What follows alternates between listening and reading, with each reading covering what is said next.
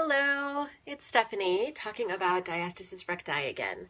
I've had a few questions about how do I know if it's diastasis recti or if I just have extra skin or extra fat on my belly. It is actually pretty simple to tell. I'm going to demonstrate for you, but basically you're going to lay on the floor and do a partial crunch. You're just going to lift your head off the floor, not lift your shoulders all the way up, just your head, and contract, engage your tummy. All right? So we'll do that together, and go ahead and do it with me. Oh, and here's my Sorsha. She's probably going to come help me. So I can get out here far enough for you. Okay, so you're going to want to look at your belly. She might move. Huh? Come over here. So you're going to lift your head up, squeezing your belly in. You can feel in your belly where the abdominal wall is. So if you have diastasis recti, you're going to have a pretty good sized gap in between the two walls. And you're going to stick your fingers in perpendicular to that gap. And that will tell you how wide it is. It's usually measured in like a 1 finger, 2 finger, 3 finger. There are people who have up to 8 fingers, and that is a very severe form of diastasis recti. Another part to it, it's not just how far apart your fingers are, it's how deep it goes. So you're also going to want to check and see how far your fingers can go in.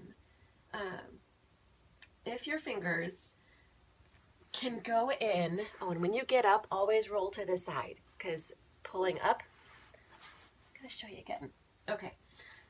Pulling up is going to cause your belly to dome up, and that's another great way to tell if you have DR, is if your belly domes when you try to sit up or when you do ab exercises.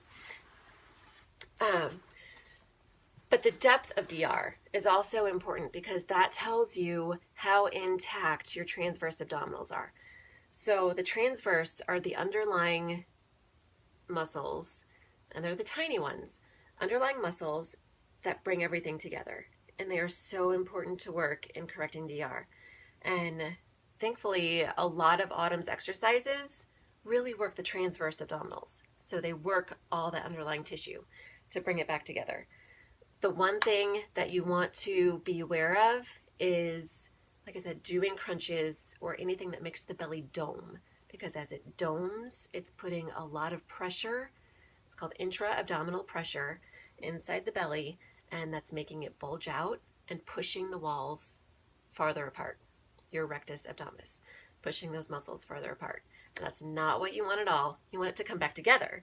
So if you do this test and you find out that you have DR, stop immediately if you haven't been treating it, and if your fingers, if you've got like a 2 or more width, if it goes down to, I mean, you can get, if that transverse abdominal is pretty ripped up, I guess ripped up's not a great word. If it's pretty weak, if it's not really holding things together, you can get your fingers pretty far down in the abdominal cavity. And that's not a good thing either. You don't want any doming. You don't want, if you're in plank, you don't want your belly to be like bulging down when you're doing planks or push-ups. So those are things to watch out for with DR. Now, obviously, if you have extra skin or if you have extra fat when you're in plank position or push-ups, your belly's going to hang down.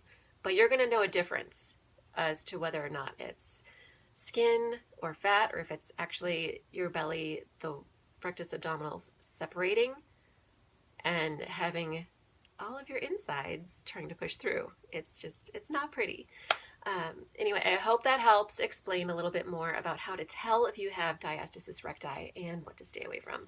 And if you want any more modifications for doing 80-day obsession, please look at some of the other videos I've got. Thanks so much.